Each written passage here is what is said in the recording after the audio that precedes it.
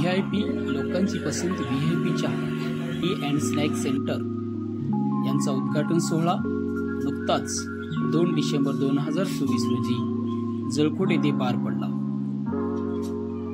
शुभहस्ते श्री शंकरराव संभाजी नामवड, निमंत्रक रामेश्वर नामवड, ऋषिकेश नामवड।